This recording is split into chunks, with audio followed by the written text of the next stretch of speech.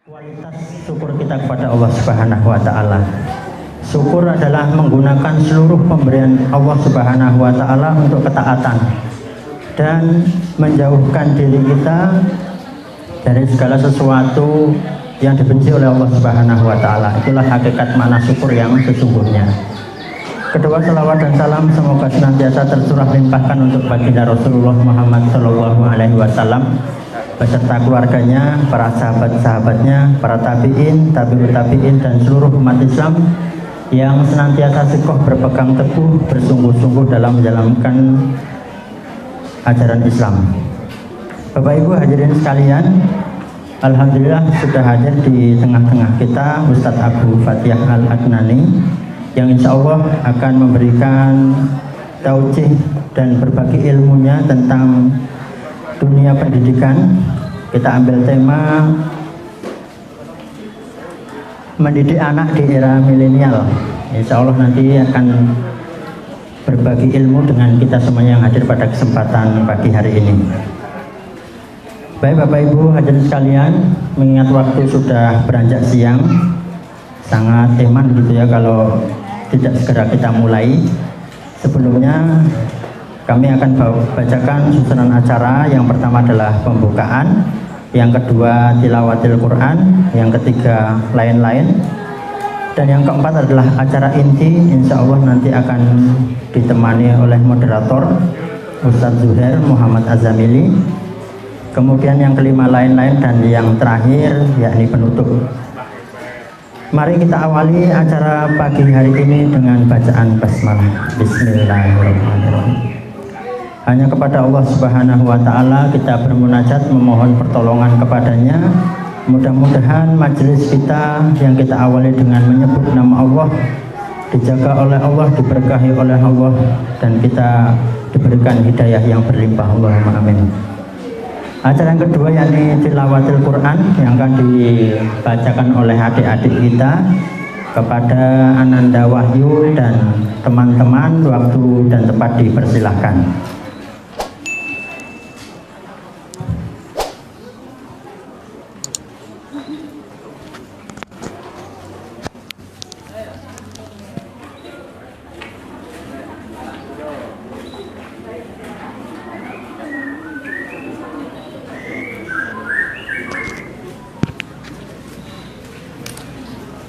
Yang pegang mic siapa?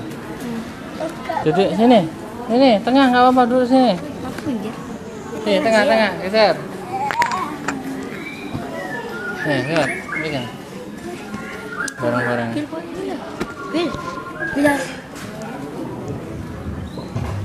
Iya, nggak apa-apa kan? Nggak apa-apa. Udah. Ini, es dimulai. Duh, gak mudah. Udah masih sing memberi salam udah.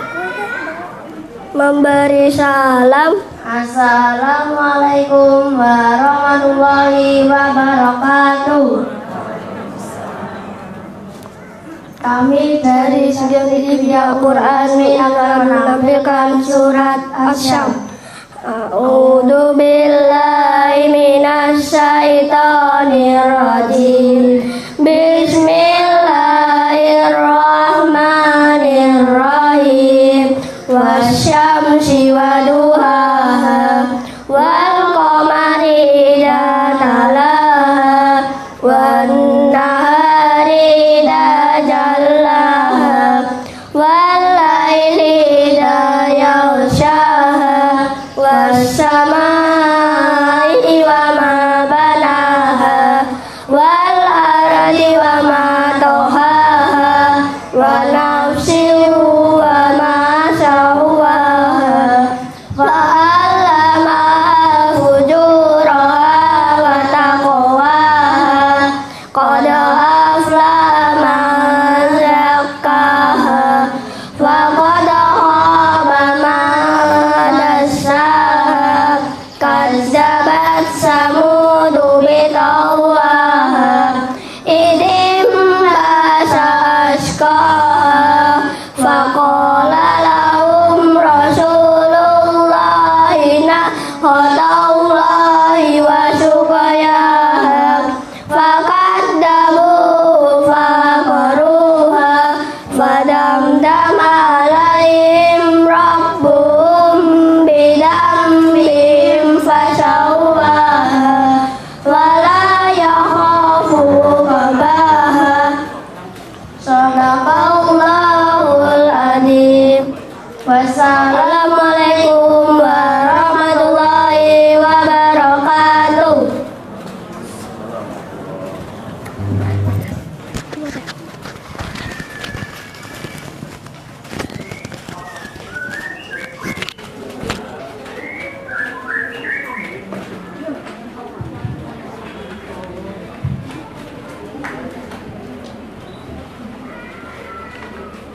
Allahumma Nabil Quran. Kemudian tadi tilawah yang telah dibacakan oleh adik-adik kita dari TPA Ulul Asli Magetan.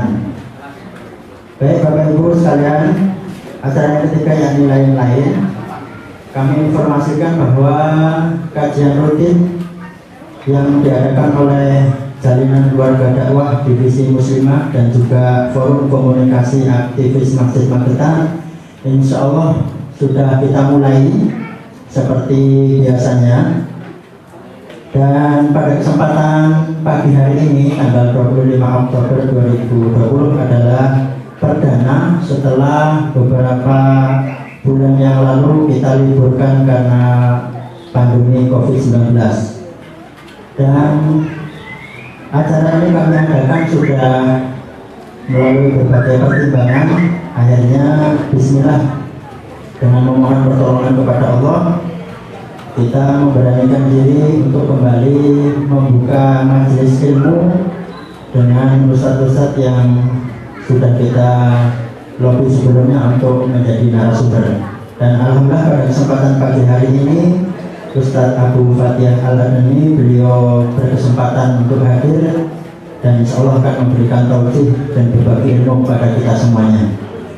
Kemudian informasi yang kedua, kami sampaikan bahwa kesempatan pagi hari ini, acara ini adalah free, gratis, tidak dipungut biaya sedikit pun. Dan mohon maaf sebelumnya, fasilitas yang kami sediakan apa adanya, mulai dari penyambutan tamu, kemudian konsumsi dan tempat duduk masih ala kadarnya. Mudah-mudahan ini tidak mengurangi semangat Bapak Ibu sekalian dalam bermajelis ilmu. Jika kita bandingkan di zaman dahulu, jelas zaman kita hari ini dalam bermajelis ilmu sudah sangat enak sekali dibandingkan dengan para salaf dan para sahabat tempo lalu. Baik, untuk informasi yang ketiga, insya Allah rekan-rekan dari Jaringan Keluarga Dakwah juga membuka peluang bagi Bapak Ibu yang ingin ikut berpartisipasi dalam kegiatan dakwah, bisa membantu dalam bentuk apapun, bisa dalam bentuk uang, silahkan dimasukkan dalam kotak infak yang disediakan panitia, bisa dalam bentuk air minum untuk peserta yang hadir, bisa bentuk tempat penginapan ustadz atau yang lainnya. Kami persilahkan apa potensi yang Bapak Ibu miliki, baik dari segi kepemilikan harta, uang, konsumsi, tempat, dan lain sebagainya, bahkan kendaraan, semuanya bisa dimanfaatkan untuk bersama-sama berkontribusi dalam dakwah Islam di Magetan. Kemudian informasi yang terakhir, kami dari rekan-rekan Forum Komunikasi Aktivis Masjid mempunyai program wakaf, yakni pembangunan sumur wakaf untuk saudara-saudara kita di Palestina. Nilai satu sumurnya 75 juta. Jadi kita bentukkan sumur, semuanya sampai dengan finishing itu nilainya 75 juta. Dan ini adalah wakaf ya. Jadi nilainya tetap dan akan berkelanjutan.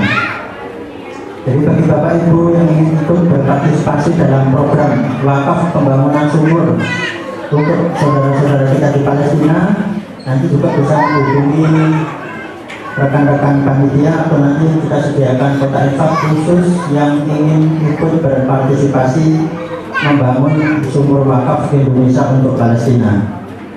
Kemudian informasi yang dapat kami sampaikan, insya Allah bulan depan insya Allah akan kita adakan kembali.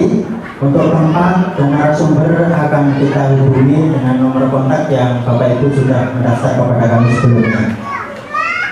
Acara selanjutnya yakni acara inti kepada beliau Ustadz Abu Fatih Al-Adnani dan juga Ustadz Zubair Muhammad Azamili. Kami persilakan untuk duduk di depan dan waktu kami serahkan kepada Ustadz Zubair sampai nanti selesai dan kembali ke lain-lain serta penutup. Waktu dan tempat dipersilakan.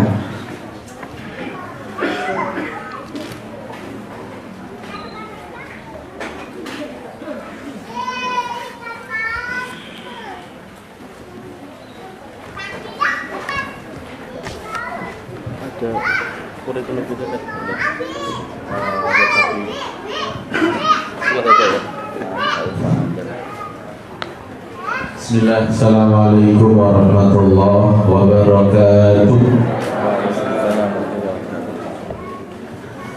Alhamdulillah binikmatihi tatimmus shalihat alladzi ja'ala lana ribatan makinan baina qulubil mu'minin wa amara bil jihadi wa ta'awun wa nahaa 'anil tafarruq wa tanazul fi kitabi. Asyhadu an la ilaha illallah wahdahu la syarika lah wa asyhadu anna Muhammadan 'abduhu wa rasuluh la nabiyya wa la rasula ba'dah. Usikum bi nafsi wa iyyakum bi taqwallah faqad fazal mu'minun wal muttaqun. Ya ayyuhalladzina amanu taqullaha haqqa tuqatih wa la tamutunna illa wa antum muslimun. Bapak Ibu jemaah sekalian rahimani wa rahimakumullah, alhamdulillah kita bersyukur kehadirat Allah Subhanahu wa taala atas segala limpahan nikmat yang tiada terhingga yang kita terima sampai detik ini. Alhamdulillah Bapak Ibu bisa hadir pada acara yang sekian bulan libur dari Cikadi. Ada yang sampai bertanya-tanya kapan, sampai ya menunggu-nunggu. Jadi alhamdulillah berarti acara Cikadi betul-betul dirindukan oleh ya jamaah sekalian. Alhamdulillah untuk perdana ini kita mulai di bulan Oktober dengan tema kajian keluarga sakinah, yaitu mendidik anak di era milenial, belajar dari penulis buku Abiku Memang Beda. Kenapa kita ambil tema ini? Karena beberapa bulan lalu saya bersama tim Cikadi hadir di tempat beliau Ustadz Abu Fathiah, tepatnya di Arafah Square ya, yang memang betul-betul sekarang sudah lengkap ya sarana belanja bagi keluarga muslim di sana, menghadirkan yaitu bapak dan sekaligus putranya ya Umar Humam. Ini baru menginjak usia 12 tahun ya, dengan dididik langsung oleh abinya ya. Memang dengan judul buku ini Abiku Memang Beda, beliau tulis betul-betul dari pendidikan dari ya SD ya sampai kelulusan, dengan syarat lulusnya dia dari SD harus bisa menulis buku ya, menulis buku. Kita bisa membayangkan bagaimana anak-anak SD yang ya harus menulis buku yang tebelnya yang luar biasa ini Bapak Ibu ya. Nasihat Abiku untuk hidupku ya. Dan dia tulis dalam buku ini berbagai macam ya, dari pendidikan hal-hal yang sungguh luar biasa, berbeda dengan pendidikan pada umumnya di bangku sekolah SD pada umumnya. Dan nanti akan dikupas oleh Ustadz Abu Fathiah ya, yang beliau juga kemarin sebagai satu narasumber di kesempatan beliau hadirkan bapak dan sekali anaknya. Alhamdulillah sudah anaknya ini sudah diberikan satu tanggung jawab besar, yaitu membuat satu perusahaan. Omsetnya sudah mencapai 1,2 M, bukan juta tapi M gitu ya. Itu luar biasa. Insya Allah nanti akan beliau kupas habis sampai pukul 11 siang insya Allah ya. Dan beliau alhamdulillah Ustadz Abu Fathiah Al-Banani yang sudah kita kenal, sudah hadir beberapa kali pada kajian Cikadi ya. Beliau juga sebagai owner di Arafah yang sudah ya begitu terkenal ya, belanja dari fashion, dari buku, dari ya herbal, semuanya ada di sini. Jadi Bapak Ibu bisa berwisata sambil berbelanja di sana. Baik, tidak panjang lebar, untuk saya sebagai prolog kami berikan sepenuhnya kepada Ustadz Abu Fathiah Al-Adnani sampai nanti pukul ini menunjukkan pukul 8:48 nanti sampai pukul 9:30 30 menit ya, dan nanti ada cermin sesi tanya jawab. Jadi Bapak Ibu nanti dapat kami berikan kesempatan untuk bertanya perihal dengan tema pada kesempatan di pagi hari ini. Waktu sepenuhnya kami persilahkan kepada Ustaz Abu Khadir.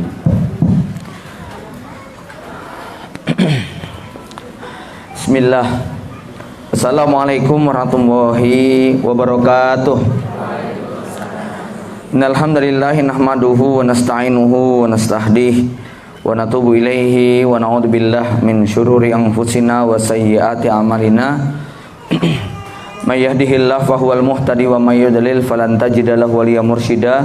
Asyhadu an la ilaha illallah wahdahu la syarikalah wa asyhadu anna Muhammadan abduhu wa rasuluhu la nabiyya wa la rasula ba'dah. Allahumma shalli ala Muhammadin wa ala ali Muhammad. Allahumma shalli ala Muhammadin wa ala ali Muhammad kama shallaita ala Ibrahim wa ala ali Ibrahim innaka Hamidum Majid. Usikum wa iyaya nafsi bitaqwallah faqad fazal mu'minun al muttaqun. Bapak Ibu kaum muslimin muslimat yang dirahmati Allah Subhanahu wa taala. Alhamdulillah bersyukur di pagi menjelang siang ini setelah sekian waktu dengan izin Allah Subhanahu wa taala kita diberi kesempatan, diberi kemudahan untuk bisa melangsungkan satu sesi kajian yang mudah-mudahan Allah berikan faedah yang banyak pada majelis ilmu pagi ini. Salawat serta salam semoga tercurah kepada baginda Nabi Muhammad Sallallahu Alaihi Wasallam, juga kepada keluarga, kerabat, sahabat dan orang-orang yang setia meniti jejaknya sampai kiamat. Semoga kita termasuk di antara umatnya yang dijanjikan syafaat pada yaumul kiamah. Bapak Ibu yang dirahmati Allah Subhanahu Wa Taala, muqaddimah tadi sudah sedikit disampaikan bahwa penulis buku ini adalah seorang anak muda berusia 12 tahun yang mendapat pendidikan langsung dari orang tuanya, walaupun sebelumnya juga mengikuti jenjang pendidikan formal, hanya saja tidak selesai. Bapak Ibu sekalian, dia menjadi fenomenal karena memang tidak lazim sebagaimana kebanyakan anak-anak di usianya. Ini bukan satu buku yang dia tulis, dia sudah menulis 7 buku. Jadi buku Abiku Memang Beda ini terbit pertama. Masih ada 6 judul lain yang sudah dia tulis, hanya saja belum selesai untuk proses pracetaknya. Kemudian buku ini awalnya juga tidak ada niat untuk diterbitkan, karena ini hanya menjadi syarat kelulusan seorang anak yang dididik langsung oleh bapaknya, seorang pengusaha super sibuk, karena bapaknya ini punya 126 perusahaan ya, di dalam dan di luar negeri. Kemudian hampir waktunya tidak pernah di rumah. Anaknya banyak diserahkan kepada sang ibu sampai 9 tahun, sampai kemudian sang ayah memutuskan setelah melihat perkembangan pendidikan anak-anaknya, dia memutuskan untuk dididik langsung ya. Bapaknya ini seorang tipe pembelajar yang sangat luar biasa. Ketika saya tanya kepada beliau saat beliau berkunjung ke rumah kami di Boyolali, siapa guru jenengan toh Pak? Ya, dia bilang guru saya ada 11.231 ya. Karena dia sangat hobi untuk keliling dunia, keliling pesantren, keliling perusahaan, bertemu dengan para tokoh, bertemu dengan muslim maupun non muslim untuk ditimba, digali, dipelajari ilmunya ya. Dan memang dalam urusan manajemen, Masya Allah, kemarin kami juga mengundang sang bapak ini untuk bicara di hadapan para manajer kami ya. Banyak hal-hal menarik kaitannya dengan bagaimana memanage sebuah perusahaan. Bapak Ibu tentu nggak bisa bayangin ya, ngurusi 126 perusahaan, yang satu perusahaannya ada lebih dari 1.000 karyawan gitu ya. Jadi istri beliau sendiri saat ini diberi job sebagai akuntan dari sejumlah perusahaan untuk keuangannya ya. Tetapi di tengah segala gemerlap, kecukupan, kemapanan yang sangat langka untuk para pendidik ya, kesederhanaannya sangat terasa dari aura penampilan yang kami saksikan. Bahkan di buku ini pun Umar mengatakan, saya baru ngerti kenapa rumah Abi lebih jelek dibandingkan dengan rumah bibi dan paman-pamannya. Padahal secara finansial ya ada hal yang mengejutkan. Mungkin Bapak Ibu tahu, saya pun baru belajar kemarin ketika beliau cerita definisi uang, definisi harta kekayaan, definisi omset, aset, cash, free cash, gitu kan. Ya, selama ini kita sering dengar tapi nggak tahu apa maknanya. Ya, ketika ditanya apa perbedaan cash dengan free cash, cash itu uang tunai yang kita miliki, free cash itu adalah ketahanan kita pada saat kita tidak bekerja, tidak berusaha, berapa tahun kira-kira yang dimiliki itu bisa bertahan. Ya, saya mencoba menghitung bahwa kalau kami nggak jualan itu hanya mampu bertahan sekian bulan untuk gaji karyawan. Perusahaan Honda itu andai kata tiap hari produksi mobil dan tidak dijual karena memang kondisinya sangat lesu pasar, maka Honda masih mampu menggaji karyawannya selama 1000 tahun, gitu ya. Nah, kemudian dia cerita, ya free cash saya ada sekitar 50 tahun, gitu ya. Artinya kalau dia tidak ngapa-ngapain itu bicara tentang kecukupan finansial, seperti itulah keadaannya. Tapi sekali lagi dari sisi penampilan, gaya, lifestyle-nya begitu amat sangat sederhana. Isi rumah perabotannya juga biasa-biasa karena memang tidak menginginkan hal-hal semacam itu. Dia sadar sepenuhnya tentang fungsi uang, harta yang sesungguhnya. Dan ini nanti yang akan saya banyak bicarakan, bagaimana doktrin orang tua terhadap anak dalam konsep uang. Bapak Ibu sekalian, yang menarik, sebelum beliau itu menikah, berumah tangga, maka beliau terlebih dahulu menawarkan 6 kosakata kepada calon istrinya yang harus disepakati definisinya secara bersama, karena 6 kosakata ini ada konsekuensinya. Yang pertama adalah tentang ketaatan, bahwa ketaatan saya, ini kata beliau kepada calon istrinya waktu itu sebelum menikah, dan ini penting bagi para calon suami ketika nanti akan memutuskan berumah tangga. Ya, beliau mengatakan yang pertama tentang ketaatan.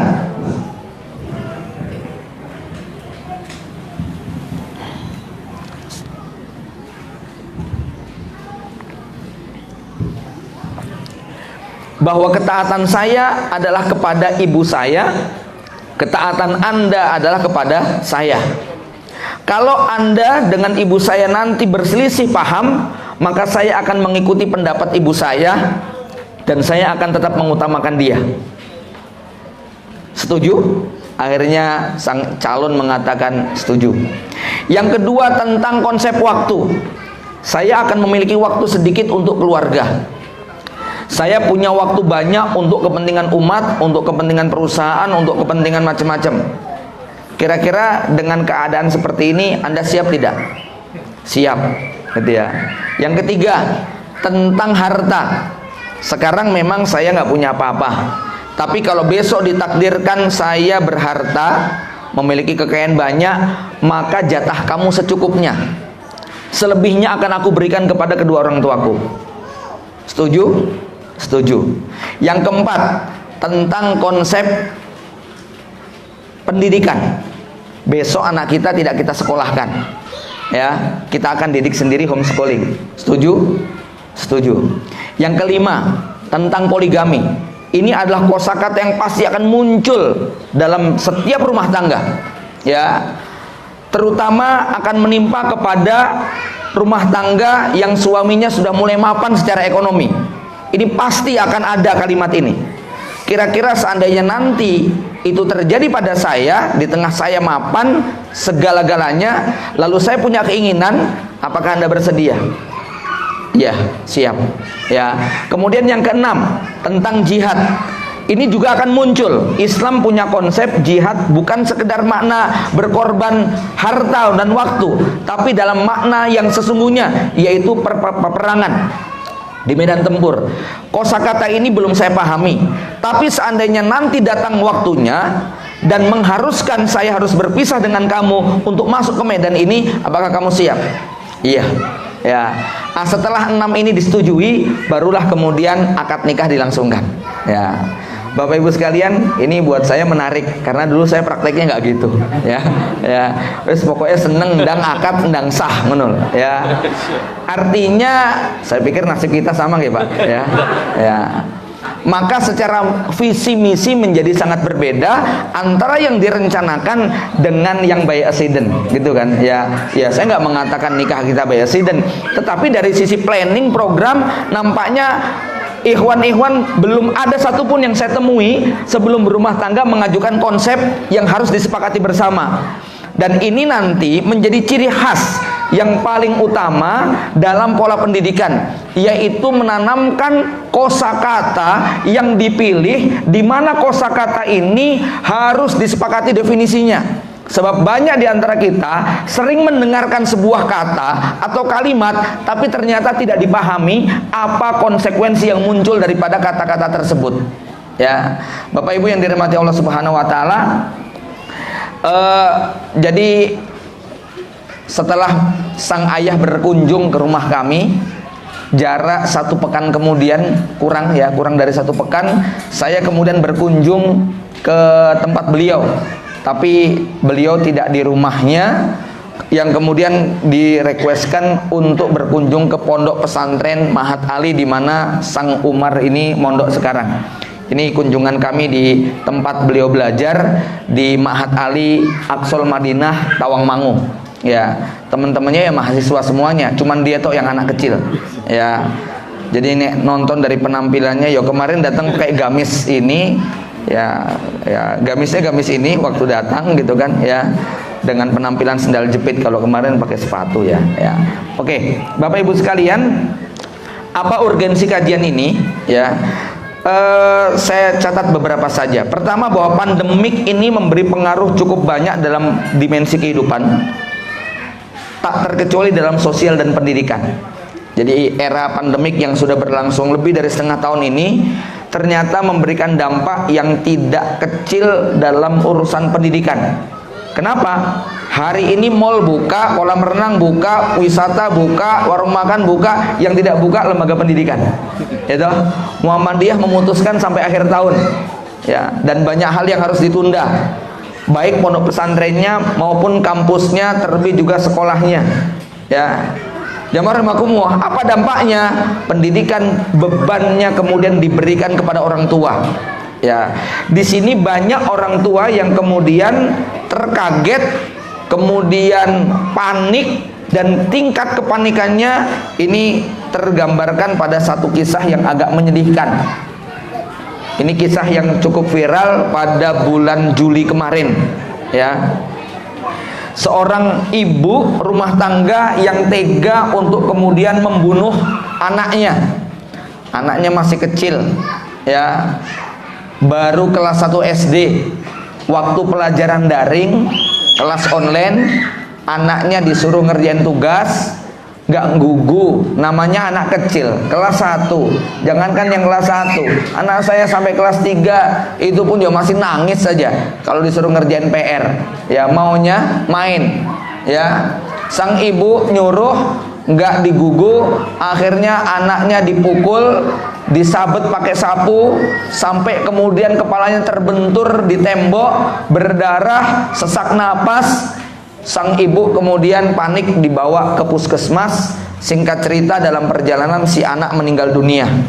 Ya, bapaknya juga panik, akhirnya belok cari kuburan, pinjem cangkul milik kerabatnya yang ada di situ. Lalu sang anak tadi langsung dikubur, masih lengkap dengan baju yang dia kenakan dengan darah-darah yang menetes di bajunya. Ya, masyarakat curiga, ini ada kuburan baru. Warga ditanya, nggak ada yang merasa kehilangan. Akhirnya warga meminta supaya kuburan dibongkar. Ya, setelah dibongkar, ternyata di dalamnya jenazah sang anak masih lengkap dengan bajunya, yang kemudian dengan mudah polisi akhirnya berhasil menemukan pelaku, yaitu bapak dan ibunya. Tepatnya sang ibu. Ya, bapaknya sempat kaget juga mendengar berita semacam itu. Tapi kemudian keduanya melakukan pilihan untuk langsung mengubur jenazah karena khawatir ketahuan. Ya, mau dibawa ke rumah sakit juga sudah ketakutan. Ini anak diapain? Akhirnya meninggal di tengah jalan, dan singkat cerita bapak ibu ini kemudian ya harus berurusan dengan kepolisian. Sang bapak baru berusia 27 tahun, ibunya berusia 26 tahun, anaknya berusia 8 tahun. Berarti dulu waktu menikah umurnya sekitar 19 dan 18 tahun. Sebuah usia yang masih terlalu muda kalau dia bukan orang pesantren. Kalau itu orang pesantren saya pikir wajar gitu saja. Tapi karena ini orang umum, barangkali kita tidak tahu bekal apa yang digunakan menghadapi memasuki bahtera rumah tangga. Singkat cerita, anak kecil lucu manis yang harusnya menjadi pintu surga telah berubah menjadi lubang neraka karena si ayah ibu tidak mampu untuk mengantarkan anak ini pada tempat terbaiknya. Dan kenapa itu bisa terjadi? Kalau mau dirunut, mesti semua kembali kepada miskinnya terhadap ilmu yang benar, miskinnya terhadap amal, miskinnya terhadap pengetahuan bagaimana mengemban amanah berupa anak-anak yang Allah titipkan ini. Bapak Ibu yang dirahmati Allah Subhanahu wa taala. Jadi buku ini saya melihat sangat tepat waktunya, timingnya. Karena sang bapak ini sebetulnya tidak punya satupun perusahaan penerbitan. Baru kemudian di awal tahun 2020 ini, saat pandemik, kemudian memutuskan untuk menerbitkan buku ini. Karena buku ini setelah di kopi beberapa buku, ditawarkan kepada paman bibi saudaranya, semuanya memberikan pujian, ini bagus. Akhirnya sang bapak memutuskan untuk dicetak. Ya, bapaknya ini kan seorang yang sangat punya pengalaman panjang dalam urusan pemindaian uang. Di akhir 2019, salah satu perusahaan yang bergerak di bidang garmen itu dia jual. Kenapa? Dia mengetahui, dia menghitung dengan pasti bahwa dunia garmen pakaian termasuk yang akan terpukul oleh pandemik. Maka segera dilepas saham-sahamnya, ditukar kepada dunia yang lain, ya. Dan kemudian ketika tanya, loh tapi kenapa bapak menerbitkan buku? Ya, karena saya bisa menangkap bahwa buku ini justru sedang sangat dibutuhkan oleh para ibu yang kebingungan untuk kemudian mendidik anak-anaknya di rumah, karena selama ini sang anak terlanjur diserahkan ke sekolah. Dan buku ini berbicara langsung, bukan teori, tapi betul-betul praktek yang bisa langsung kita rasakan seperti apa pola mengasuh anak ketika mereka tidak sekolah. Ya, Bapak Ibu yang dirahmati Allah Subhanahu wa taala, ya.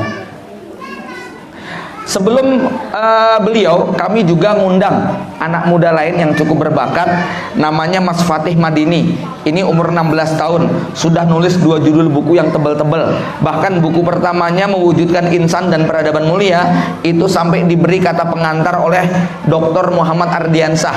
Mas Fatih Madini ini anak nomor 5 dari Ustadz Dr. Adian Husaini yang sekarang terpilih menjadi ketua Dewan Dakwah Indonesia, Dewan Dakwah Islam Indonesia. Ya, anak-anak beliau juga biiznillah walan nuzaki ala wa ahad termasuk yang punya banyak prestasi, dan 2 buku ini cukup berat, Pak. Buku yang kedua lebih berat lagi, Reformasi Pemikiran Pendidikan. Ya, Bapak Ibu yang dirahmati Allah Subhanahu wa taala, sama Mas Fatih juga nggak sekolah. Tidak disekolahkan di sekolah formal, dididik langsung oleh bapaknya. Ya, makanya di usia 16 tahun sudah jadi mahasiswa. Mahasiswa di mana? Mahasiswa di kampus milik bapaknya sendiri. Ya, dan berprestasi. Diadu luar biasa. Ya, sehingga ketika dikritik, masa anak 16 tahun sudah nulis tentang konten pendidikan? Ya coba aja diuji, begitu kan? Dan memang Masya Allah, tulisan-tulisannya, bacaan-bacaannya cukup berat. Untuk ukuran kita saja cukup berat. Ya, Bapak Ibu yang dirahmati Allah Subhanahu wa taala. Nah, kita pagi ini ingin belajar lebih dalam apa sebenarnya isi dari buku Abiku Memang Beda, dan pesan-pesan apa yang bisa kita tangkap dari tulisan anak 12 tahun ini buat kita sebagai orang tua. Karena saya alhamdulillah khatam dari awal sampai akhir, nggak ada yang saya lewatkan ya. Saya coba untuk dalami kata per kata, sampai kemudian saya screenshot nih semuanya ya, nggak semuanya, tapi poin-poin pentingnya saya screenshot untuk kemudian kita dalami betapa banyak sekali pesan-pesan kehidupan yang diwariskan oleh sang ayah kepada sang anak ya. Bapak Ibu yang dirahmati Allah Subhanahu wa taala, kita akan mulai masuk beberapa poin yang termuat di dalam buku ini. Yang pertama, memilih kosakata yang tepat bagi anak. Tadi sudah saya singgung sejak pada saat Pak Adi, nama bapaknya Adi Satya Laksana, dijulukinya Satya Laksana, tapi namanya Adi Sukmono ya. Beliau sudah menawarkan 6 kosakata. Jadi begini Bapak Ibu sekalian ya, penanaman pilihan kosakata ini ternyata sangat penting untuk dilakukan oleh orang tua, supaya anak itu saat mendengar sebuah kalimat dia memahami betul kalimat ini ya. Makanya beliau mengkoreksi kalau anaknya bicara apa, kalimat ini nggak benar ya, kemudian dimasukkan kalimat-kalimat yang benar. Beliau menganggap bahwa ketepatan seseorang memahami kosakata akan sangat berdampak kepada sikap dan perilaku. Contoh ya, ketika beliau mengingatkan, kamu jangan takut. Takut itu definisinya apa sih? Gitu kan? Ya. Karena nanti pada bagian berikutnya beliau mencoba untuk menjelaskan takut itu secara faktual. Ketika kemarin ayahandanya kami undang, yang diajak anak nomor 2, namanya Charles. Ini juga sama, nggak disekolahkan. Ya. Jadi ketika menikah, si bapak ini bilang, Mi, besok anak kita yang pertama kita kasih nama yang mewakili peradaban Arab Timur Tengah, maka dikasih nama Badi'uz Zaman Umar Humam. Nanti anak kita yang kedua kita kasih nama yang mewakili peradaban Eropa Barat, akhirnya dikasih nama Charles siapa begitu ya. Ya.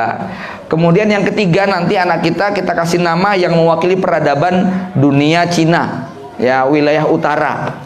Ya, tapi pada saat anak ketiga lahir, konsultasi kepada ustadz, akhirnya ustadznya memberi nama Arab. Ya sudah, demi menghormati gurunya, akhirnya kemudian anaknya nomor 3 dikasih nama Ahmad Khairuzat, gitu ya. Tadinya entah mungkin mau dikasih nama Genghis Khan atau apa begitu ya. Ya pokoknya nama orang-orang Cina lah begitu ya, yang mewakili peradaban Cina. Ya. Saat anak yang kedua itu datang, dia membawa buku novel. Ini masih umur 10 tahun.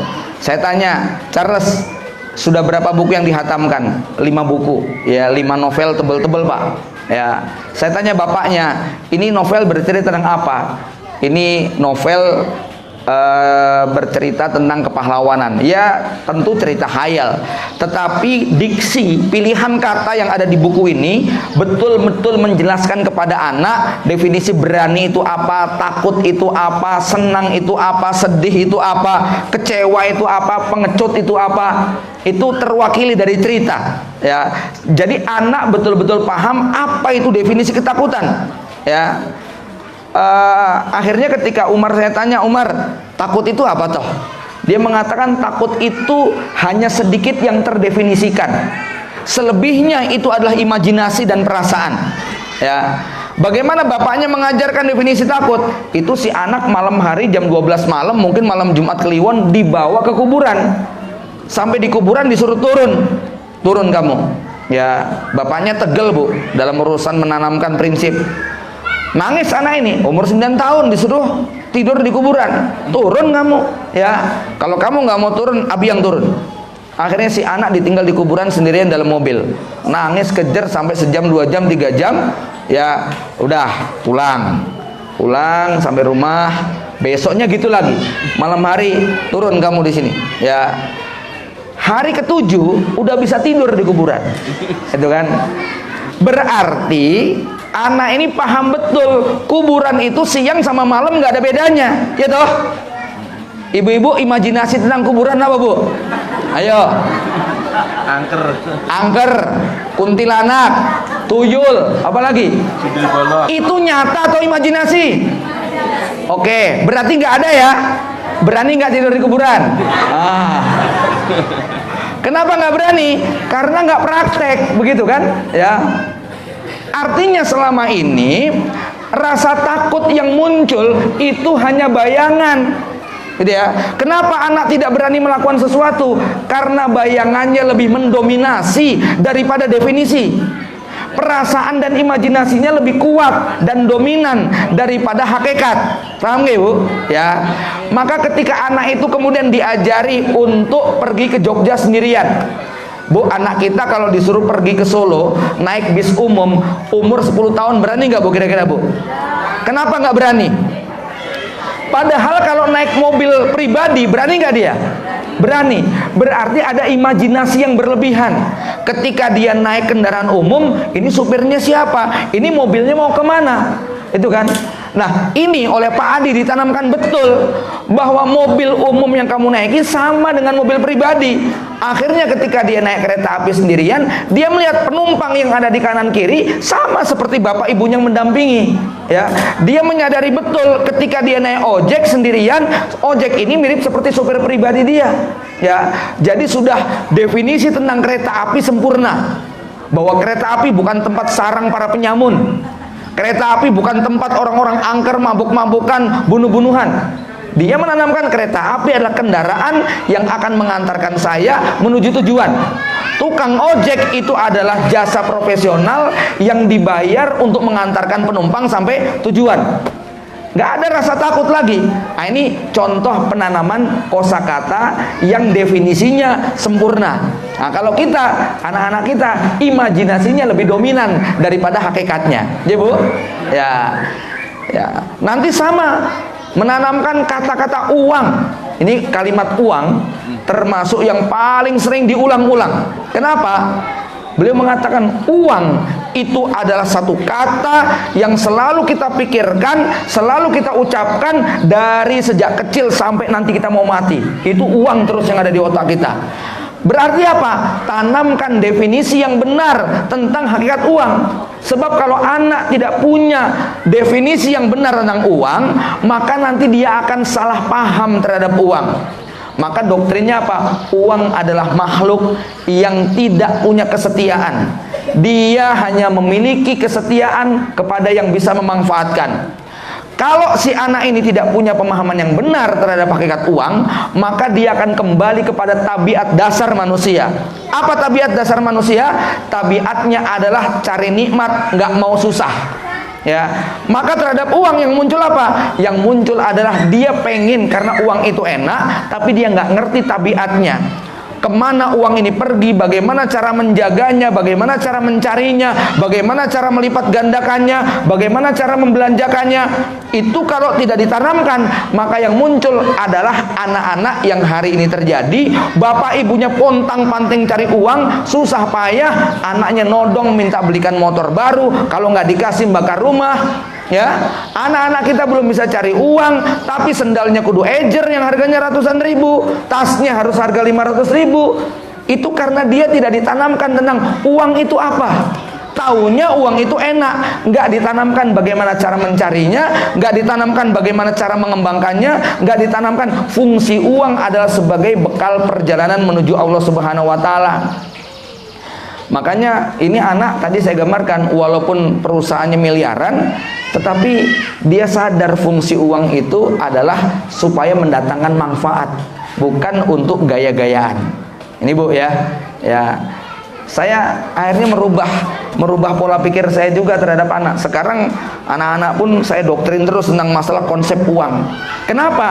Anak-anak yang tidak diterangkan tentang konsep uang sejak kecil, lihat nanti sampai kuliah masih nyadong orang tuanya. Ya tidak? Ya. Dan itu sangat menyedihkan. Ketika anak sampai usia balik itu bukan cuma wajib sholat, tapi juga wajib zakat, wajib haji, wajib nikah. Kalau nikah itu nanti kita masukkan dalam hukum wajib ya, karena hukumnya ada 5 ya. Singkatnya, semua bermuara kepada konsep uang. Ketika anak tidak dijelaskan apa definisi uang yang benar, maka nanti dia cenderung salah paham terhadap uang. Akhirnya apa? Dia suka kepada uang orang lain.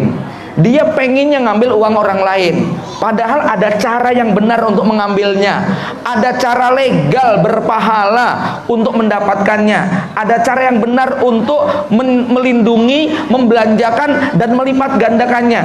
Karena nggak ngerti cara melipat gandakan, akhirnya dia main judi. Kenapa? Karena dianggap itu cara paling cepat melipat gandakan, dan akhirnya dia bangkrut. Karena nggak ngerti cara membelanjakan, begitu dapat uang yang dipikirkan bagaimana bisa senang-senang. Coba sekarang kita tawarkan kepada anak-anak kita yang usia 15, 16, 17 tahun. Nah, kalau kamu sekarang pegang duit 100 juta, yang di otak kamu apa? Kira-kira apa yang ada di otak anak kita, Pak? HP, motor, apa lagi? Laptop, tablet, gitu kan ya. Kemudian, pokoknya yang ada di otak dia adalah tadi, cari nikmat, menghindari sengsara. Ya, itu memang tabiat manusia, cari siapa yang mau sengsara. Cuman konsekuensi daripada mencari kenikmatan itu harus melewati proses kesengsaraan. Wa maladzatu ila badatab. Nah, cuman karena nggak punya ilmunya, dia akan cari enaknya. Kira-kira begitu, ya. Bapak Ibu yang dirahmati Allah Subhanahu wa taala, ini sangat sejalan dengan firman Allah Subhanahu wa taala, wa 'allama Adamal asma'a kullaha. Allah mengajarkan kepada Nabi Adam kosakata, definisi dari kosakata tersebut. Kenapa ini penting?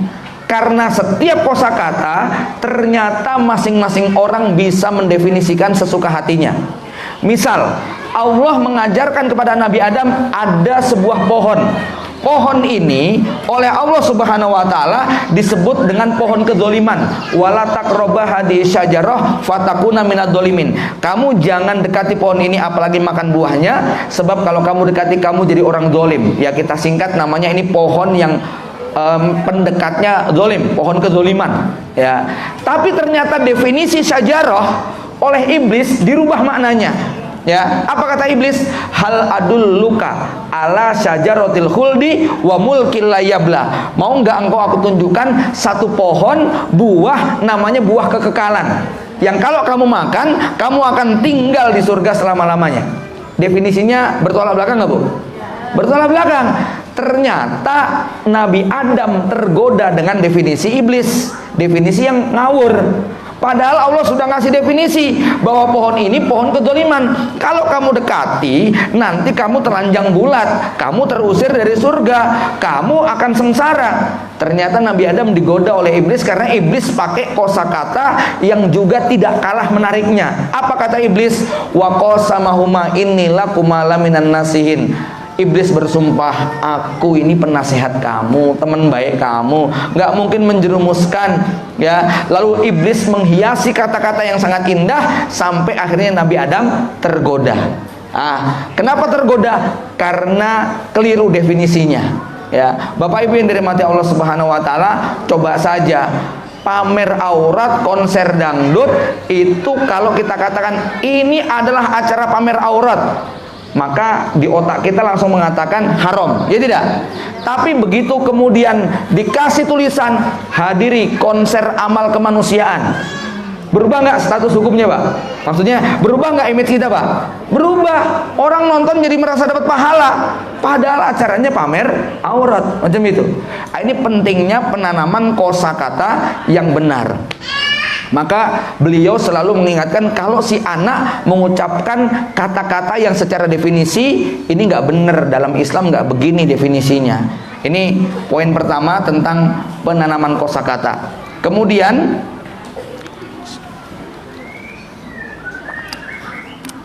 bagian kedua, ini yang saya anggap paling cukup panjang, yaitu tentang hakikat pendidikan.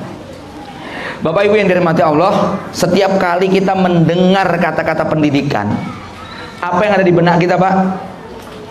Apa benda yang muncul ketika mendengar ini orang berpendidikan tinggi? Begitu kita mendengar pendidikan, yang muncul di benak kita adalah gedung-gedung sekolah, baik itu TK, SD, SMP, SMA, pesantren maupun kampus. Ya, itu adalah pendidikan. Begitu kita mendengar, oh anak ini berpendidikan tinggi, lulusan Amerika, ya. Atau ada orang mengatakan, ini orang hebat ya, padahal pendidikannya rendah loh, SD nggak lulus, kok bisa jadi big boss perusahaan besar. Ini berarti dia sudah keliru di dalam mendefinisikan pendidikan. Disangkanya pendidikan itu identik dengan gedung sekolah, guru yang mengajar, murid yang banyak, yang bapaknya membayar SPP lunas tiap bulan. Itulah pendidikan. Ya, dia tidak menganggap dialog bapak dengan anak itu adalah pendidikan. Dia tidak menganggap bahwa rumah itu adalah pendidikan. Dia tidak menganggap interaksi anak dengan tamu, anak dengan kawan, anak dengan kerabat-kerabat bapak ibunya itu adalah media pendidikan. Maka jangan heran kalau kemudian ketika ada orang tua yang sudah menitipkan anaknya di lembaga pendidikan, dia merasa sudah selesai. Dia merasa sudah nggak perlu ngasih apa-apa lagi karena dia merasa uang pangkal SPP sudah dilunasi tiap bulan, lalu dia berharap anaknya sukses berhasil sebagainya kebanyakan orang. Kalau definisi ini yang kemudian dipahami, maka disinilah banyak orang tua yang stres, nggak terima. Mohon maaf, termasuk ketika anak-anak itu di pesantren nggak sesuai dengan harapan. Bapak Ibu yang dirahmati Allah Subhanahu wa taala, saya ingin mengingatkan kepada para ikhwan, para ustadz, orang tua, siapapun yang menitipkan anaknya di lembaga pendidikan pesantren, maka saya mengingatkan diri saya sendiri bahwa pada hakikatnya tanggung jawab tetap kembali kepada bapak dan ibunya, bukan ustadz dan ustadzahnya. Bapak Ibu sekalian, alhamdulillah anak saya yang nomor 2 itu dulu saya titipkan ke Pondok Madiun Ustadz Joko, itu jadilah, kalau boleh dibilang jadi, ya jadilah gitu ya. Wis nikah saiki entuk anake kiai gitu ya. Ya. Sekarang masih lanjut sekolah di Sudan. Qadarullah, adiknya gak kerasan, kobar kabur terus begitu kan ya. Ya. Akhirnya saya pamit sama Ustadz Joko, ya Ustadz izinkan anak saya untuk ini, ya ini bukan salah pesantren, bukan salah teman-temannya, bukan salah ustadznya, tapi modal anak saya berbeda dengan modal kakaknya, gitu loh, ya. Mohon maaf Bu, Pak, seumur hidup saya tidak pernah menyalahkan lembaga pendidikan di mana anak-anak saya titipkan, ya. Saya dikaruniai, diuji Allah dengan 12 anak, yang mondok sudah 6, ya, yang 6 masih di rumah, ya. Mau jadinya kayak apapun, saya tetap punya keyakinan bahwa yang bertanggung jawab terhadap anak itu bapaknya dan ibunya, bukan ustadz dan ustadzahnya, ya. Jadi buat kita nggak ada masalah. Saya kalau ditanya pondok mana yang bagus, buat saya itu asal orang tuanya bagus itu selesai, gitu loh. Mau anak dipondokkan di mana, kalau perhatian orang tuanya bagus, insya Allah anak akan jadi bagus. Ya karena ini persoalannya bukan masalah berapa bayarannya, apa fasilitasnya, tapi seberapa peran ya orang tua untuk kemudian terlibat di dalam pendidikan tersebut. Bapak Ibu yang dirahmati Allah Subhanahu wa taala, ya anak saya yang ke-6 juga saya titipkan lagi. Wah, ini kayaknya yang ke-6 bakatnya agak sama dengan yang kedua nih, mudah-mudahan nanti jadi juga, nggak saya pindahkan gitu kan ya. Bapak Ibu yang dirahmati Allah Subhanahu wa taala, jadi begini, setelah saya diskusi panjang tentang bab yang satu ini, maka saya semakin mantep terhadap konsep pendidikan itu sepenuhnya menjadi tanggung jawab bapak dan ibu kandung, ya, bukan tanggung jawab bapak dan ibu guru. Besok di hari kiamat ustadz ustadzah nggak akan ditanya, yang ditanya adalah fa'abawahu, bapak dan ibunya, gitu ya. Makanya dalam hal ini jangan merasa kalau kita sudah bayar mahal, SPP kita lunasi, lalu anak kita nggak sesuai dengan harapan, pondoknya disalah-salahkan. Enggak, ya. Jadi dalam hal ini Pak Adi memberikan beberapa tips yang kemudian dipraktekkan kepada anaknya, ya, bahwa pendidikan itu adalah seni memperhatikan, Jadi ada dua paling tidak yang saya dapatkan dari bapaknya. Pertama, bahwa pendidikan adalah apa yang tersisa dari yang kita pelajari. Bapak Ibu sekalian, Bapak Ibu ini sekolah dari SD, SMP, SMA. Pertanyaan saya, dulu belajar matematika nggak Bu? Yang tersisa dari pelajaran matematika apa? Apa yang tersisa? Paling yang tersisa tinggal tambah kurang bagi kali, gitu ya. Kira-kira kalau cuman belajar tambah kurang bagi kali butuh 12 tahun nggak sekolahnya? 2 bulan selesai nggak? Kenapa harus menghabiskan waktu 12 tahun hanya untuk belajar tambah kurang bagi kali? Gitu lah. Ibu-ibu yang masih ingat sisa-sisa pelajaran biologi apa Bu? Paling ulat jadi kupu-kupu, kecebong jadi kodok, gitu ya. Terus yang lainnya jadi apa? Yang tersisa apa? Bayangkan kita menghabiskan waktu untuk mempelajari sesuatu yang tersisa kemudian sangat sedikit, bahkan tidak kita gunakan sama sekali dalam sisa perjalanan hidup kita. Ya, itu yang terjadi pada lembaga-lembaga pendidikan. Jadi begini. Ini menarik konsep beliau ini, ya. Karena beliau mengingatkan, ini kan cerita tentang fenomena sekolah. Ketika saya tanya bagaimana rahasia Pak Adi mendidik anak-anaknya, ya, kok bisa anak 12 tahun? Ini persoalannya bukan cuma pintar bisnis, Pak. Ini bukan cuma pintar bisnis, tetapi anak ini juga targetnya besok nih, setahun lagi hafid Quran. Sekarang mungkin hafalannya udah separuh, ya. Ketika saya tanya di tempat beliau, ya, Umar, apa visi misi ke depan? Ya, beliau cerita, target saya 14 tahun hafid 30 juz, menguasai bahasa Arab, Inggris, Cina dan Spanyol. 17 tahun saya akan menikah. Begitu loh. Buku apa saja yang sudah dibaca, Mar? Dia cerita sudah 50 buku tebel-tebel yang dia hatamkan. Bapak Ibu kalau buka di buka di IG-nya Umar Humam, ya, klik aja Umar Humam begitu ya. Nanti kita akan ngerti buku-buku koleksi dia. Hobinya belanja buku, bapaknya pegila buku betul. Rumah isinya buku semuanya, ya. Dan ini saya tanya dia sudah menyelesaikan 50 buku besar. Target dia per tahun 100 buku yang dia baca. Seperti bapaknya, ya. Saya tanya kepada Pak Adi, bisa nggak konsep pendidikan Umar ini kita buat sekolah? Dia bilang nggak bisa. Loh, kenapa? Sekolah itu sistemnya komunal, ya. Sekolah itu memandang, jadi ini beberapa poin beliau, ya. Sekolah formal itu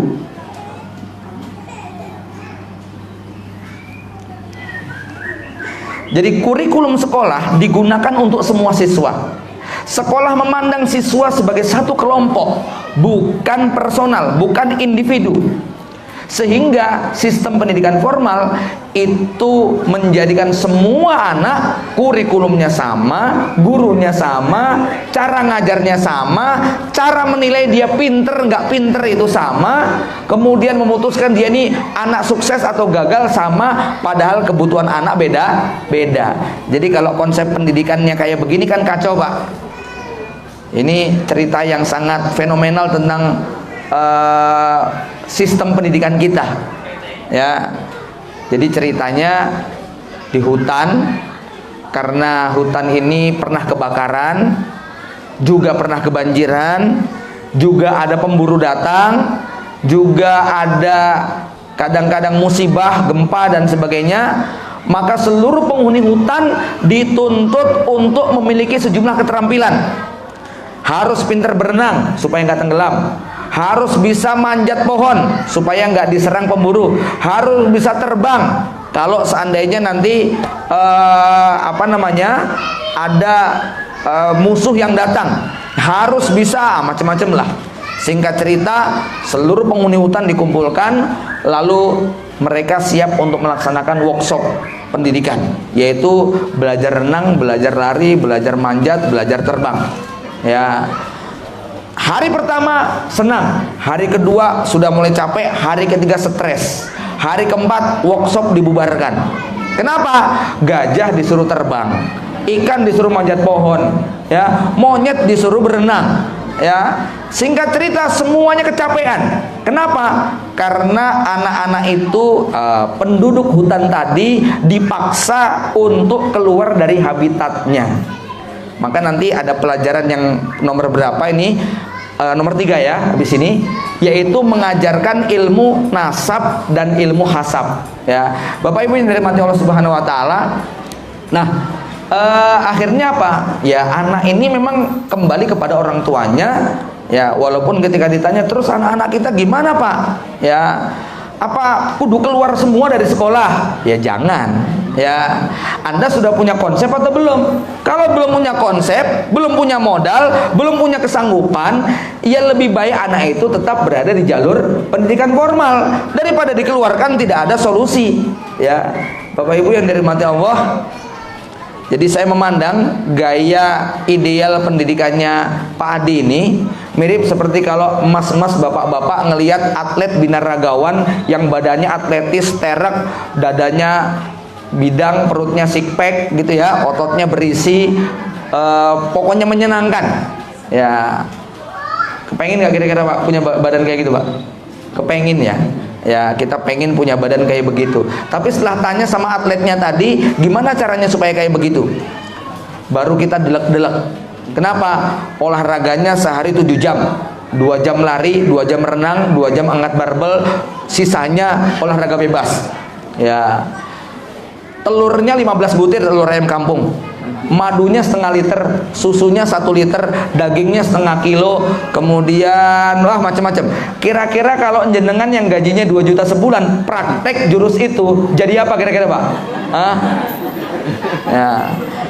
Nah ini sama, kita pengen kayak gini nggak punya modal, nggak punya pengalaman, maka nanti adanya stres. Ya sudahlah, ya ini menjadi wacana, ya, tapi juga sekaligus menjadi sebuah pemikiran ke depan bagaimana kemudian merumuskan pendidikan yang lebih baik. Di sisi lain, Pak, di sisi lain, Bu, ya, ini akan membuat tingkat stres kita berkurang.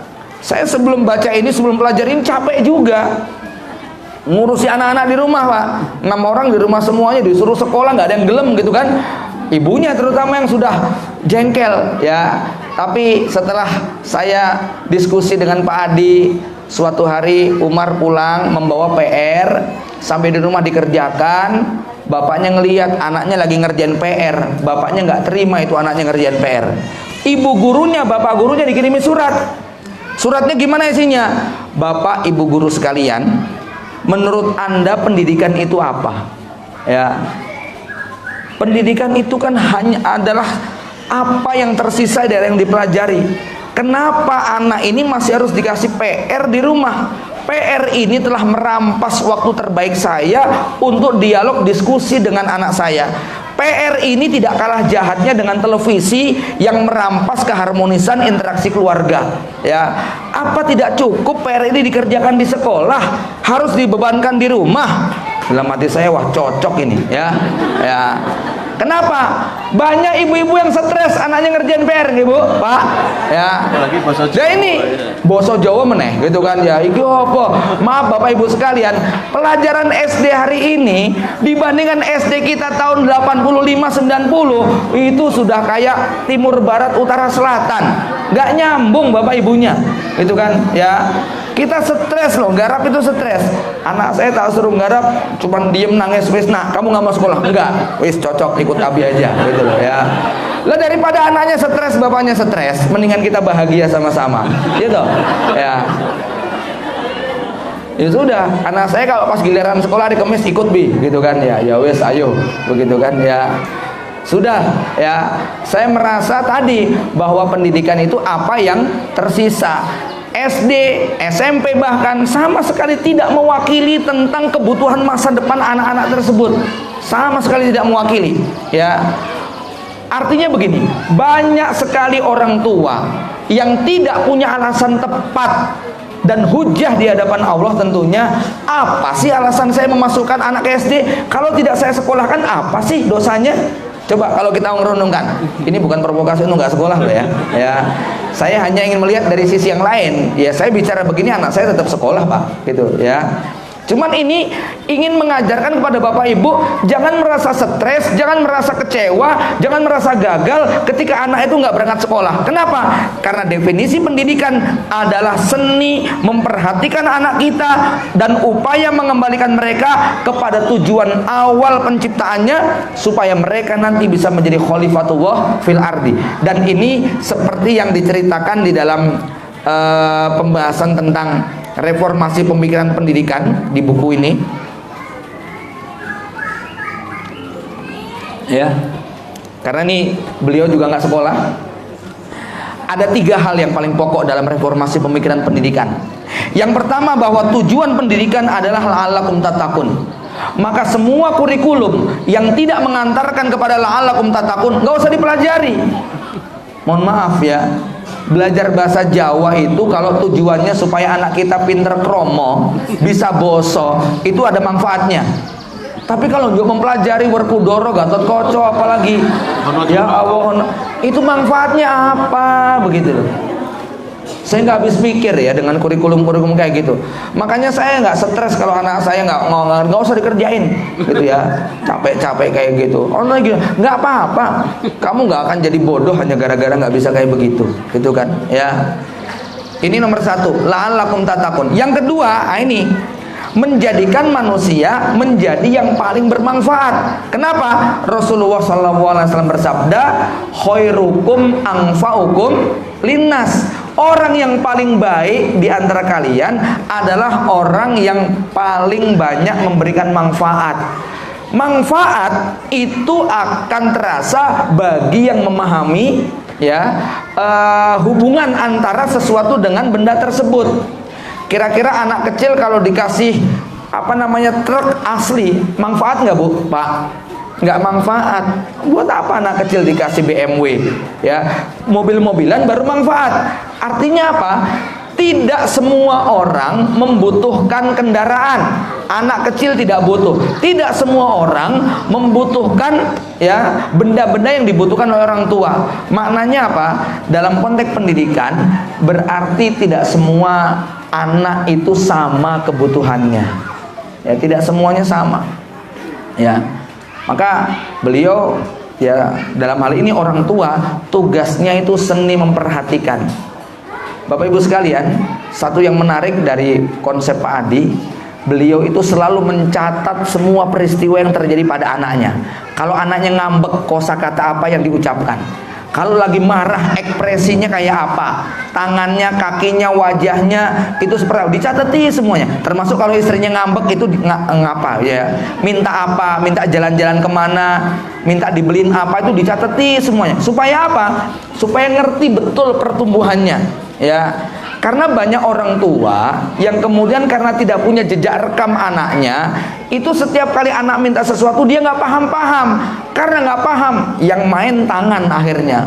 Ya, iya Pak, Bu. Kenapa? Nggak paham bahasa isyarat dari anak tadi. Ya, sama saya juga sering nggak paham. Ini anak minta apa kok diem aja. Ya, tapi disinilah namanya pendidikan seni memperhatikan. Jadi begini Bapak Ibu sekalian, anak kita ini mirip seperti wadah. Ada yang jadi gelas, ada yang jadi botol, ada yang jadi ember, ada yang jadi gentong, ada yang jadi baskom. Kalau anak kita gentong, enak aja kita tuang pakai gayung, biur penuh dia. Lah anak kita botol, tuangi pakai gayung, banyak masuknya atau tumpahnya.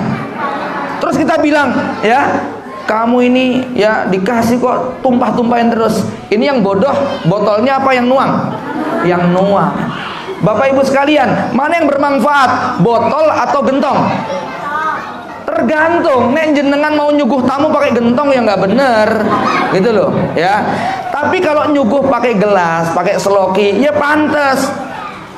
Mau mandi pakai gelas, ya nggak bener. Berarti tugas orang tua tinggal apa? Tinggal ini anak cocoknya di mana. Kira-kira gitu Pak.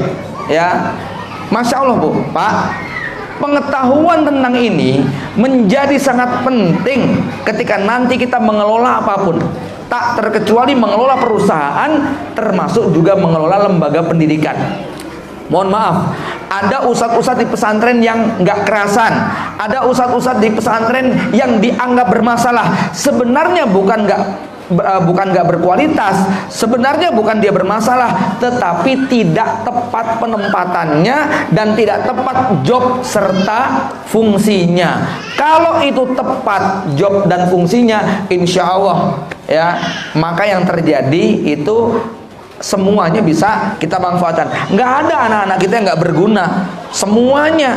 Maka nomor 3 dalam konteks pendidikan itu adalah kata Rasulullah SAW, an-nasu ma'adin kama'adiniz zahabi wal fiddah. Manusia itu seperti barang tambang, seperti emas dan perak.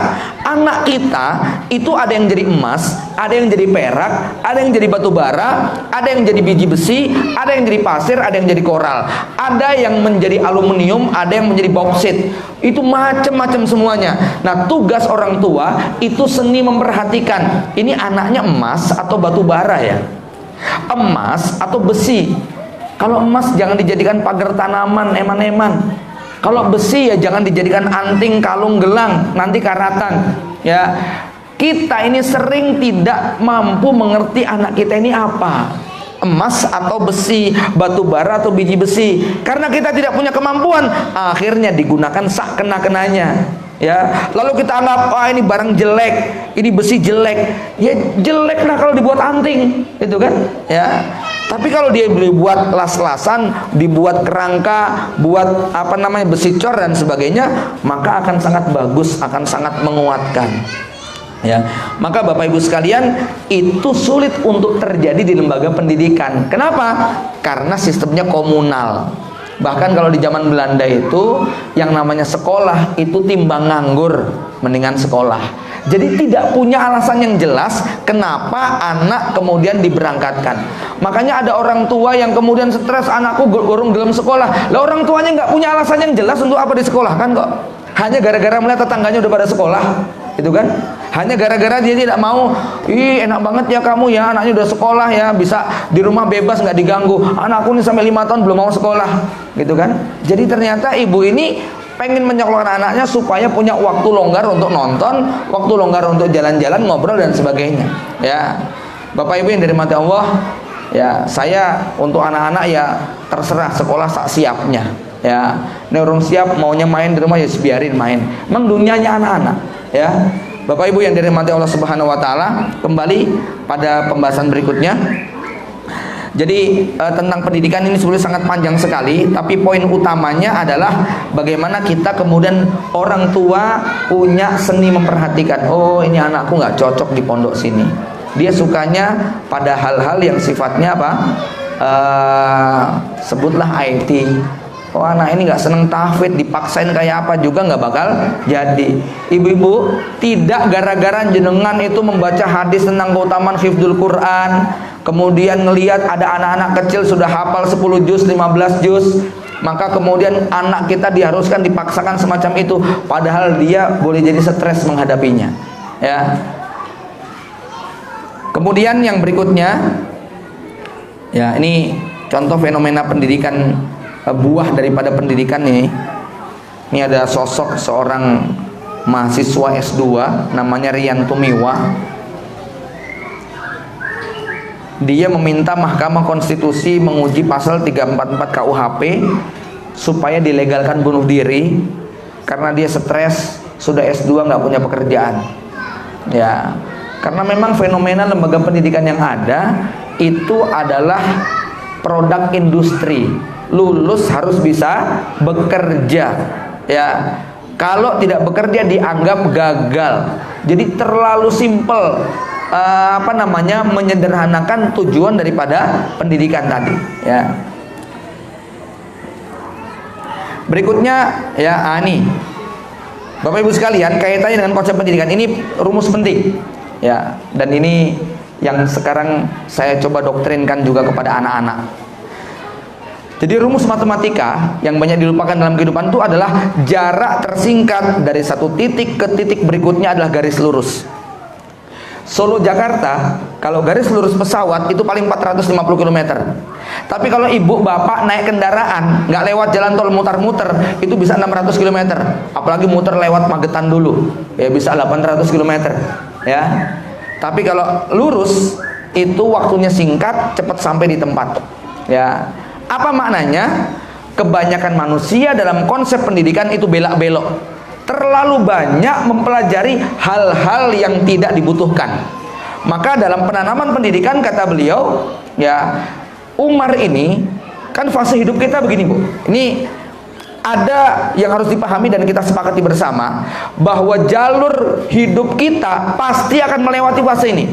Satu, fase lahir, kemudian menjadi balita, kemudian fase mumayyiz, umur 7 tahun sampai 10 tahun, kemudian fase balik 10 sampai 15, ini fase balik, ya. Setelah itu fase menikah, jadi suami. Setelah jadi suami jadi bapak, setelah jadi bapak jadi kakek, setelah jadi kakek meninggal dunia. Ini adalah perjalanan hidup yang wajib pasti dilewati. Kalau ada yang nggak mau lewati ini, mesti nanti dibully. 45 tahun masih jomblo gitu kan ya, mesti dibully, gitu. Ya, mbah-mbah kok masih jomblo, itu kan, ya. Fasenya itu balik, nikah, jadi suami, jadi bapak, jadi kakek, gitu kan, ya. Saya punya kerabat, ya, karena sudah 50 sekian nggak nikah, begitu dibully terus, ya.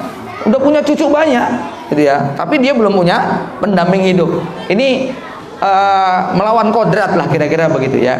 Jadi ini fase kita. Nah, tugas kita buat anak-anak kita adalah mengantarkan di setiap fase tadi menjadi yang terbaik.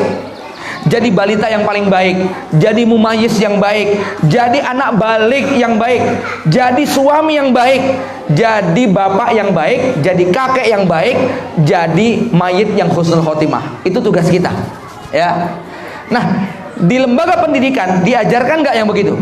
Ada nggak pelajaran jadi suami soleh, istri solehah? Kampus mana nggak ada yang ngajarin kayak begitu, ya. Padahal jadi suami jadi istri wajib nggak? Wajib. Kalau Anda sampai nggak mau jadi suami jadi istri, mesti bermasalah hidupnya, ya. Jadi bapak wajib nggak? Wajib. Kalau Anda sampai nggak mau jadi bapak, mesti ada yang kurang dalam hidup kita, ya. Bapak Ibu yang dirahmati Allah. Jadi begini, karena ini adalah fase hidup yang wajib pasti kita jalani, maka tugas kita hanya mengantarkan anak kita bagaimana di setiap fase tadi dia menjadi yang terbaik. Saya beri ilustrasi ya, ibu-ibu, ada nggak perempuan yang minta cerai kepada suaminya hanya gara-gara suaminya suaranya nggak merdu? Ada nggak? Ada nggak? Nggak ada. Mana? Coba tunjukkan. Ya, suami saya nyanyinya nggak bagus, aku minta cerai. Nggak ada cerita begitu, Bu. Ya, tapi istri yang menuntut cerai kepada suaminya gara-gara nggak bisa ngasih nafkah banyak nggak? Banyak sekali. Ada nggak para istri yang menuntut suaminya cerai hanya gara-gara suaminya nggak bisa nendang bola, nggak bisa main piano, nggak bisa apa? Nggak bisa main TikTok misalnya, gitu loh ya. Nggak ada, ya. Tapi istri yang minta cerai gara-gara suaminya tidak mampu mengurus keluarganya itu banyak sekali. Nah, pendidikan kita termasuk perilaku-perilaku hidup kita ini banyak yang belak-belok, yang kita ajarkan kepada anak kita tidak dari satu titik kepada titik dengan garis lurus.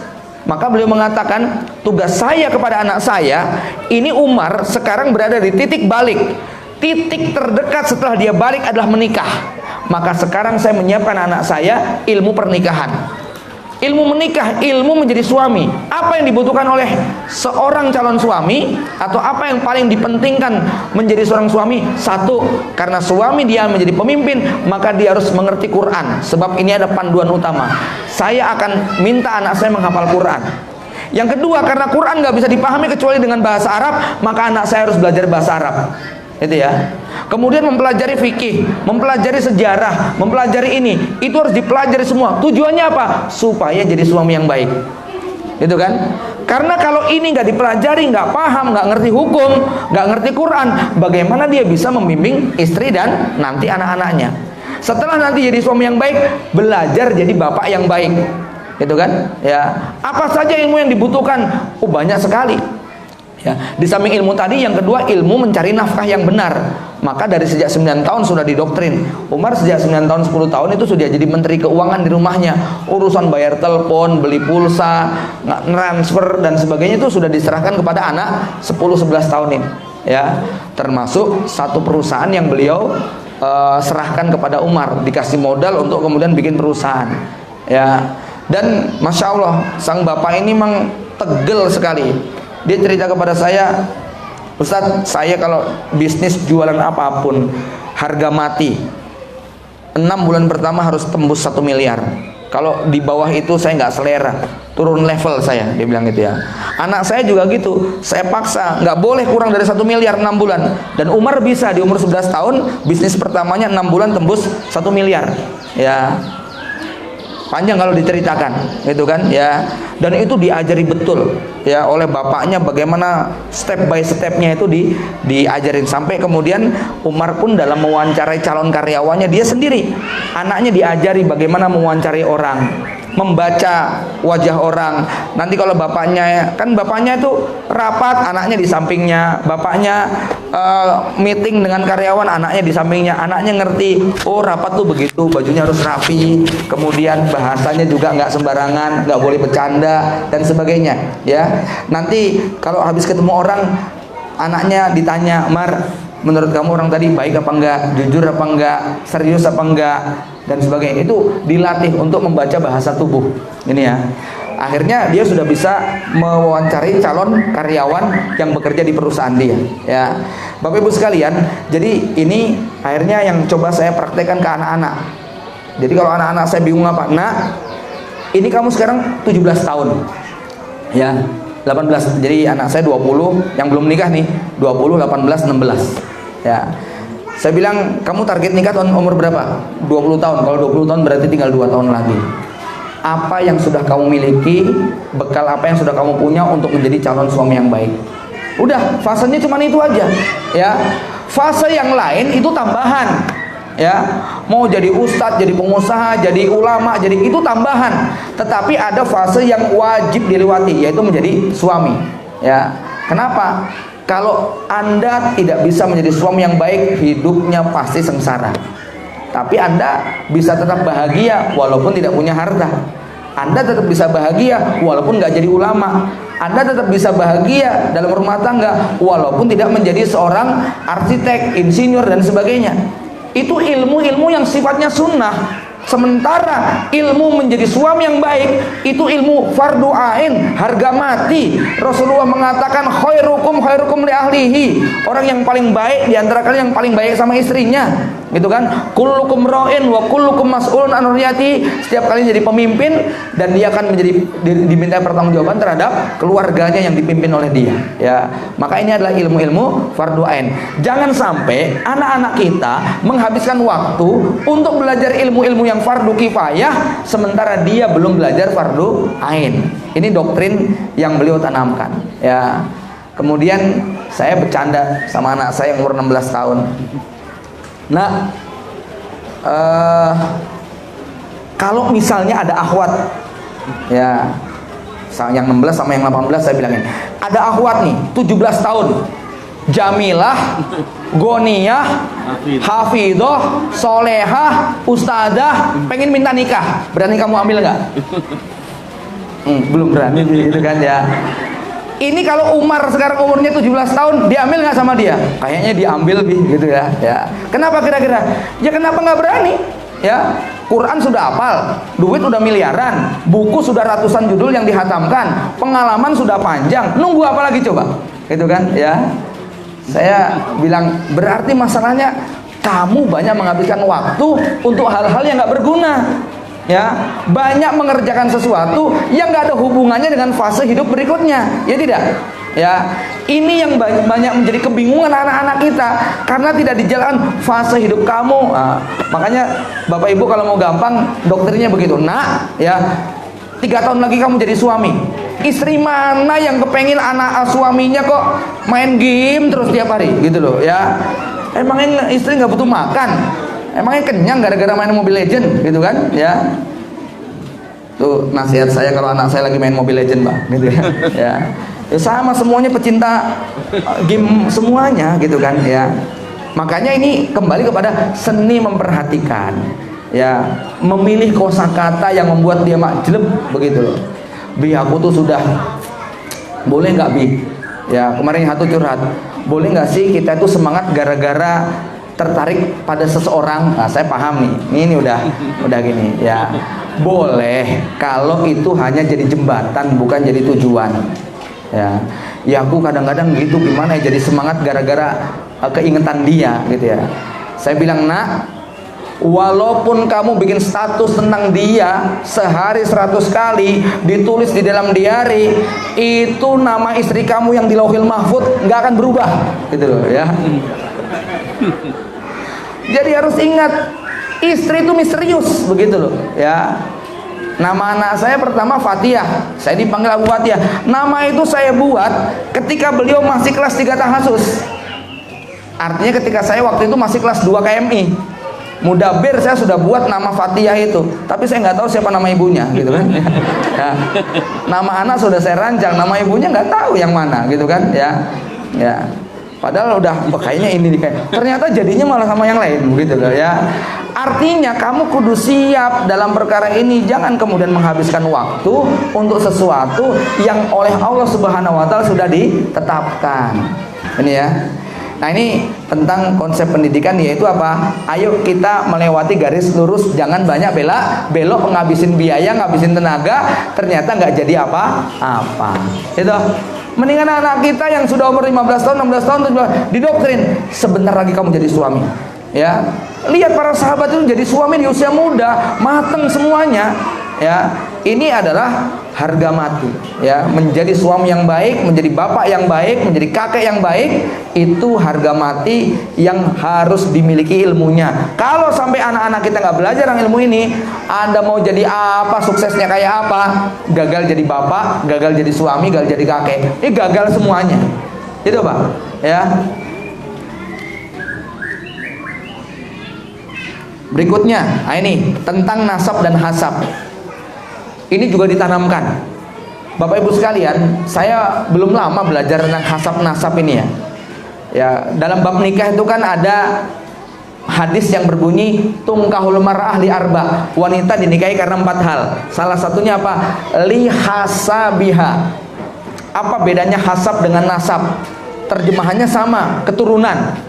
Ya, secara sederhana seperti kata Imam Ahmad disebutkan, nasab adalah hubungan seseorang dengan manusia, seorang manusia dengan asal usulnya. Nasab itu garis keturunan. Kalau hasab apa? Hasab itu sifat-sifat gen DNA yang melekat pada garis keturunan yang ada pada dia. Makanya kalau mau saya gambarkan yang mudah beginilah ya. Nasab itu garis keturunan, hasab itu DNA, gen yang ada di diri kita. Ya. Nasab tidak bisa dirubah, tapi hasab bisa dirubah. Ya. Nasab Anda nggak mungkin kemudian boleh diganti, haram hukumnya. Tapi kalau hasab itu bisa diperbaiki. Ada nggak anak kiai yang jadi preman? Ada nggak? Ada, walaupun keturunannya kiai semuanya, anaknya jadi berandal. Ada nggak anak preman mucikari yang jadi kiai? Ada. Umur 1 tahun dibuang sama bapaknya sama ibunya, ditelantarkan, dipungut sama Pak Ustadz, disekolahkan di pesantrennya. Umur 5 tahun sudah dibawa ke Mekah. 15 tahun pulang dari Mekah sudah lancar bahasa Arabnya, ya toh? Sudah hafal Quran. Padahal bapak ibunya preman. Ini kenapa? Ada sentuhan, ada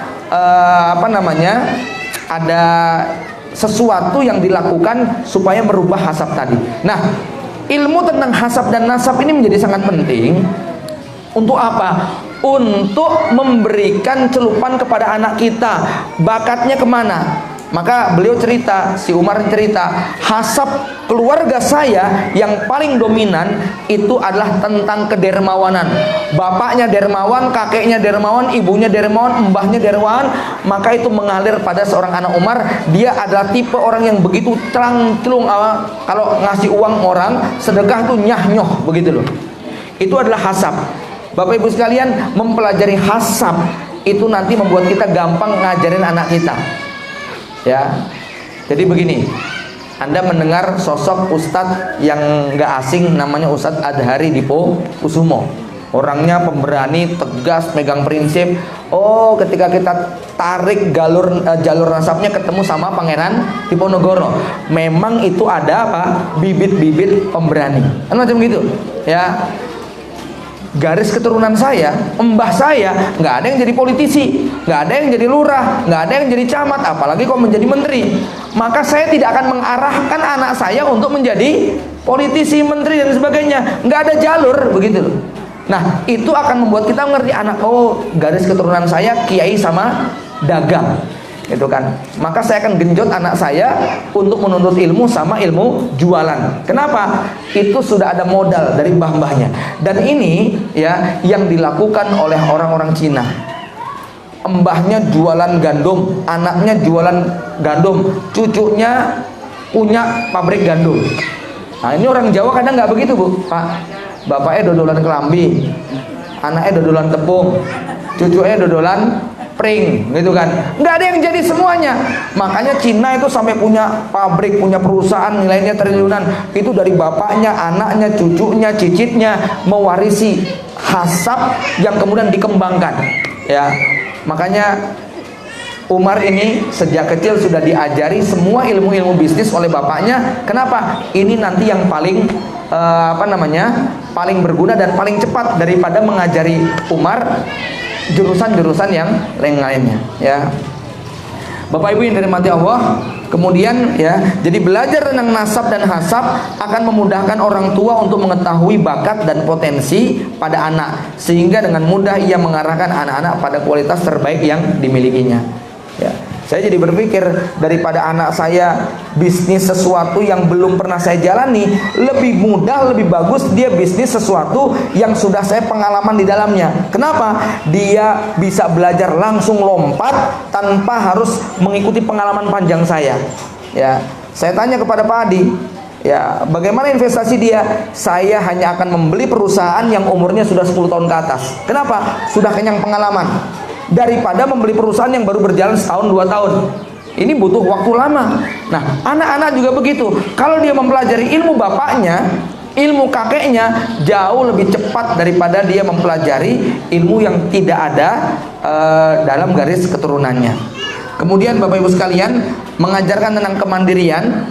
Ya, ini sudah saya beri contoh tadi, bagaimana dari sejak kecil Umar ini kalau pulang pergi dari Pondok Maget, dari Tawangmangu ke rumahnya di Solo, itu sudah sendiri aja bolak-balik. Dan ini besok Umar ditanamkan, besok Umar kamu umur 15 tahun sekolah di Mesir hanya dibawakan uang tiket berangkat. Ya, iya. Ya, Bapak Ibu, uji coba itu sudah dilakukan. Jadi bapaknya itu Pak Adi, dia sudah menguji dirinya, pergi ke Cina hanya bawa tiket berangkat sama uang cukup menginap 1 malam. Bapak Ibu terbayang nggak tinggal di negeri Cina, bahasanya nggak dipahami sama sekali, nggak megang duit, nggak megang HP, gimana caranya? Itu pendidikan yang dipaksakan kepada anaknya dan kepada karyawan-karyawannya. Lepas kemana, nggak boleh megang HP, nggak boleh nyimpen nomor orang lain, kecuali nomor dia. Jadi nggak boleh hubungi siapapun. Gimana Anda bisa bertahan hidup di Malaysia, di Thailand, di Cina, nggak megang uang serupiah pun? Nah itu ya, iya tantangannya. Wah, saya juga ngeri ya gitu, saya nggak berani gitu kan, ya. Masya Allah, ya. Coba Bapak Ibu terbayang nggak gimana caranya hidup kayak begitu? Ini Pak Adi menanamkan kepada anaknya, ya. Nah, di dunia ini ada orang baik nggak? Banyak, nggak semuanya jahat. Orang baik ada ciri-cirinya nggak? Ada ciri-cirinya. Orang baik suka menolong nggak? Ya, jangan kalah sama bayi. Bayi itu nggak bisa bicara, bisanya nangis, tapi dia bisa kenyang. Ya, maka sama orang kita nih bisa bicara. Kalau nggak paham bahasa mereka, pakai bahasa isyarat. Masa nggak bisa hidup sih dengan bahasa isyarat? Ya, akhirnya apa Bapak Ibu sekalian? Masya Allah, itu beliau keluar dari hotel karena sudah nggak punya uang, nginep di hotel 1 malam. Ngambil air aqua gelas 1 dari hotel, kemudian dia mencoba menjual aqua gelas itu kepada orang yang ada di sana. Gimana cara menjualnya? Ini aqua harus dijual dengan harga 100 kali lipat atau 1000 kali lipat. Dan dia bisa menjual 1 gelas aqua yang harganya 500 perak dengan harga 700.000 rupiah. Itu loh. Piye caranya coba? Ya. Ya saya ditanya piye caranya, ya nggak ngerti gimana caranya. Ya Ustadz, dia bilang, ya sekarang begini, jangan kalah sama bayi. Bayi aja bisa kenyang hanya dengan tangisan. Masa kita nggak bisa pakai bahasa isyarat kita? Semua orang di dunia ini nggak jahat, ada yang baik. Orang baik itu ada ciri-cirinya. Yang kita butuhkan orang baik yang punya duit. Sebab kalau orang baik nggak punya duit juga nggak bisa nolong, gitu. Nah, maka apa? Yang kita temui orang baik yang berduit. Orang baik yang berduit ciri-cirinya bagaimana? Dia ada di mall, ya. Di mall semuanya baik nggak? Nggak semuanya. Lalu yang baik bagaimana? Ciri-ciri laki-laki yang baik kalau di mall itu dia nungguin istrinya belanja sambil gendong anaknya. Itu ciri orang baik, gitu ya. Ya. Akhirnya dia masuk ke mall, dia temui orang kayak begitu, bawa kemudian air tadi, dia kemudian bilang, gitu ya. Tolong, ya, lu nggak bisa bahasa Cina gitu kan? Pasti ini orang baik gitu kan? Orang baik masa nggak mau nolong? Akhirnya dibayar 300 yuan, 1 yuan 2.300 rupiah. Ya, akhirnya orang itu mau menukar uang 300 yuan dengan 1 gelas aqua. Dapat uang 700.000, dibeliin aqua 1 gelas. Ya, habis itu bawa lagi 1 lagi, tawarin. Gitu ya.